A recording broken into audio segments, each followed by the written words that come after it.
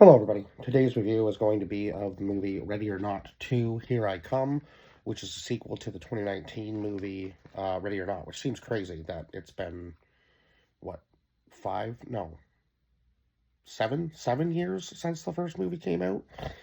But I do believe that there's probably going to be a third one just based off of the way this one ended, because not everybody who is involved in these games is dead. So we will see if there's going to be a trilogy. I feel like this movie is probably going to do well enough.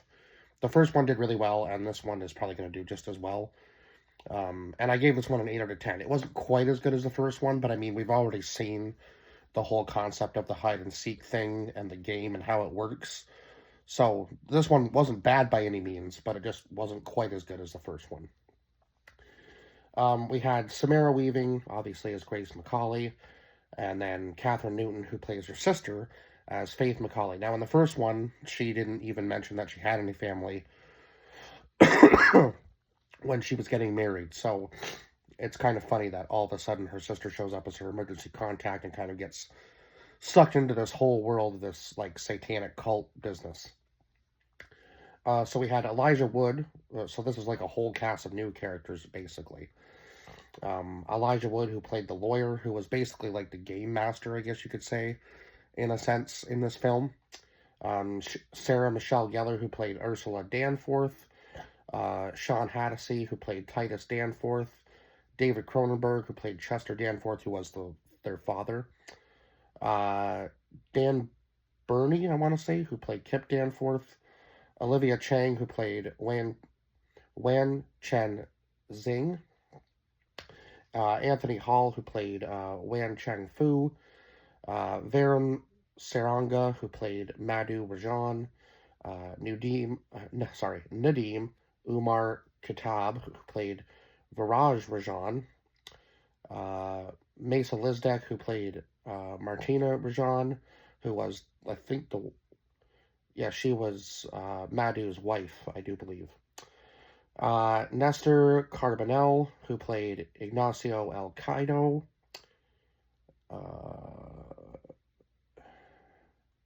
And then, Maya Jha, who played, right? Yeah, Maya J, who played Francesca El Caido. And then Juan Pablo Romero, who played Felipe El Caido. Wow, that's quite a list of names. And then Kevin Durand, who played Bill Wilkinson, which is probably the easiest one to pronounce on the list. But unfortunately, he was the first one to go because he had broken the rules. So at the very beginning of the film, we see Grace on the steps, lighting the cigarette, the whole building falling down, and then she actually dies. But as we know in the first movie, she sustained enough wounds to probably kill most people. So I think she was shot through the hand. I don't know how many times she was stabbed. And then, of course, all of the family blowing up on her at the very end of the movie, right? This happens excessively in this movie with all the people that are following this whole cult activity type thing. So basically, in this one, because of Mr. LaBelle, who was like the one who I guess started all of this, they have to keep continuing, right, until this game of hide and seek is over.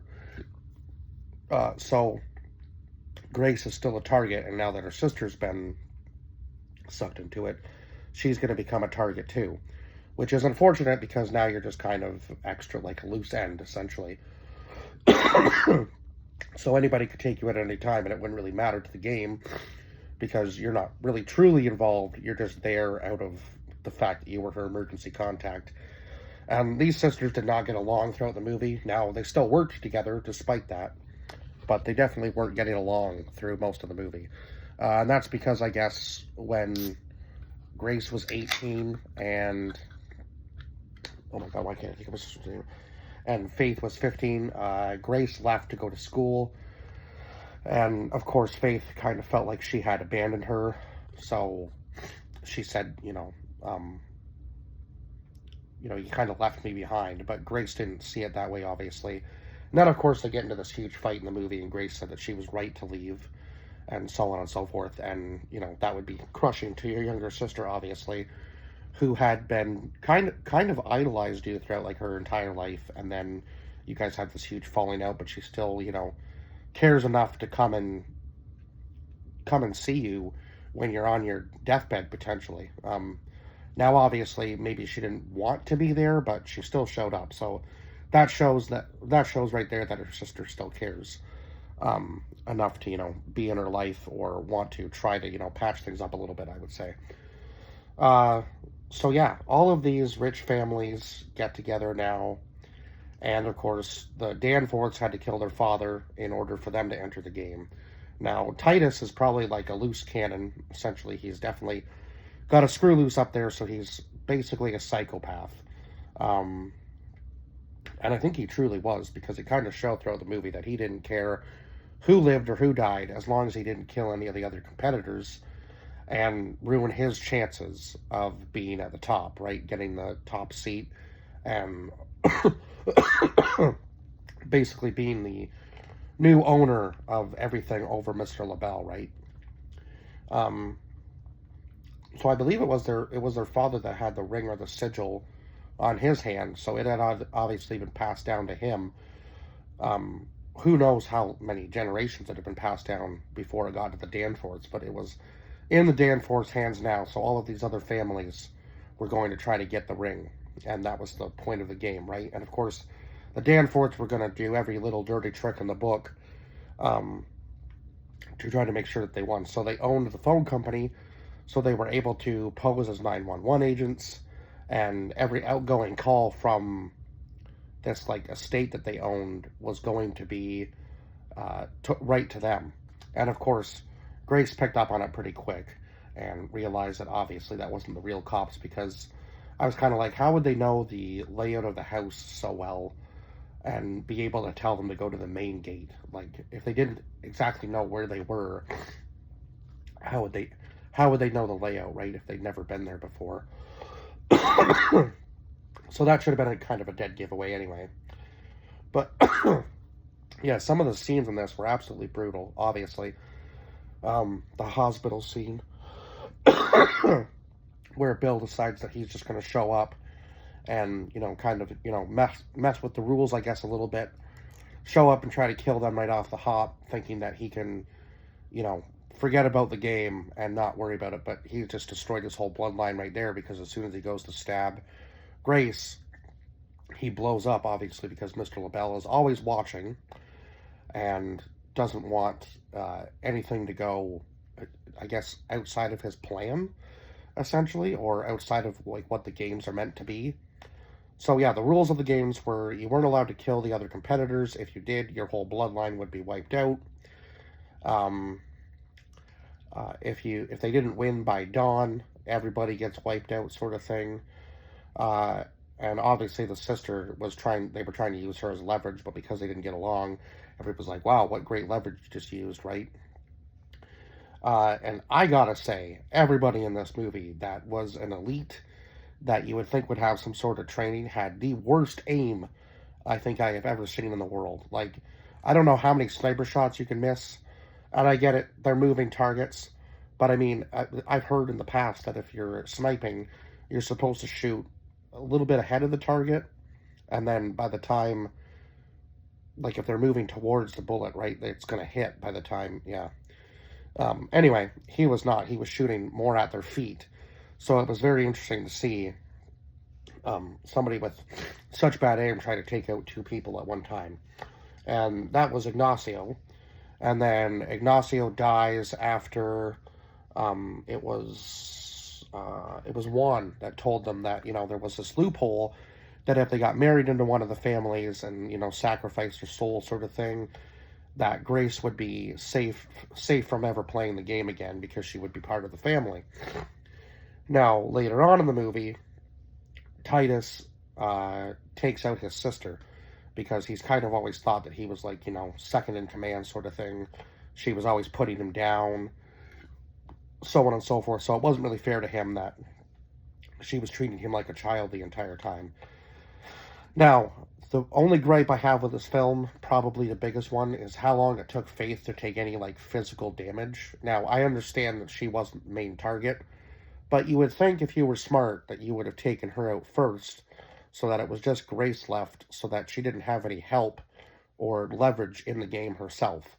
Now, this was a different take, obviously, compared to the first one, because Grace wasn't really doing much hiding in this movie. She was doing a lot of running and trying to escape, but also at the same time wasn't doing very much running away from the competition, right? Like, she was fighting back. She went, like, full war mode on the other bride who was supposed to marry her ex-husband from the last movie now, and just went absolutely nuts and shot her, like, I think 3 or 4 times with a shotgun and then once in the head. I was like, oh my god, this is wild. So yeah, eventually Grace does decide to marry Titus, and the loophole thing was that you can't kill any family member, or that you could, there wasn't any rule against killing a family member, right? So Titus did it to his sister. So I can't believe I didn't see this, but Grace marries into the Danforth family, right? And now she has control of everything. So she kills Titus and then throws the ring into this pit or whatever at the wedding ceremony, and everybody tries to jump in and take the ring at the very end of the movie, and nobody's able to get it on in time, and everybody just blows up inside the pit, except for the lawyer. So I'm interested to see if he's going to continue on the games and try to get Grace and her sister back into it, because I feel like there's some unfinished business there, but maybe there's not. Maybe that's the closing. I don't know, but I feel like there's got to be somebody left alive at the end of this movie that is going to try to get them back into some sort of game, because I don't really know if she's necessarily out of the woods, because she is part of the Danforth family now. So I was kind of confused, but I guess she got herself out of it because she, like, denounced everything at the end of the film. So it's very interesting to see exactly where this is going to go if they do decide to do a third movie. But yeah, I would say that was my only like gripe with the film, was that how long it took Faith to take any damage when she was always helping Grace, and nobody ever thought, if we take her out first, it would be much easier to take out the one we're supposed to. But there was some funny moments in this film too, where who was it? Madhu signs over like all his belongings, I guess, basically to his wife, and then his wife just escapes the games. I was like, oh my god, she just totally deceived you and totally just owned your ass right there, and you didn't even realize that you were just handing over everything and now you have nothing. But for some reason, he still blew up at the end of the movie. I was kind of confused by that, because he was no longer part of, like, I guess maybe because he was still part of the bloodline, but he'd still handed over everything, so he should have been free. It was really weird that he blew up at the end of the movie with the rest of them. But anyhow, I guess that kind of is what it is with that one. Is there anything else I can really touch on here? I don't really think... I think that pretty much covers everything. Oh, I guess Juan's kid blowing up was kind of funny, because he's in the room with everybody else, and he goes, why is everybody looking at me? And then all of a sudden just completely just blows up, like disintegrates in front of everybody, and they're like, yeah, that's why we were looking at you, buddy, because your mom had just killed Ignacio, and, the rule was, don't kill the other competition, or your bloodline gets wiped out. So, yeah, it was definitely an interesting, like, a different take on the film, because the hide-and-seek game didn't really feel like hide-and-seek. It felt more like a hunt in this one, as opposed to the first one, where she was, like, scared for her life. And this one, she became, like, a full, like, I'm just going to take them on sort of thing, and not care if I live or die. That was more the mentality I got from her in this film, and it worked, because obviously they're not going to be expecting you to fight back, right? But it was pretty cool that she didn't have any time to, like, change into, like, a new outfit. She just throws back on her old wedding dress, just goes back to work sort of thing. So that was kind of cool. Anyway, I think I've rambled on long enough now. 8 out of 10 if I didn't already say that, but I believe I did at the beginning. And I will see you guys in the next review. Bye-bye for now.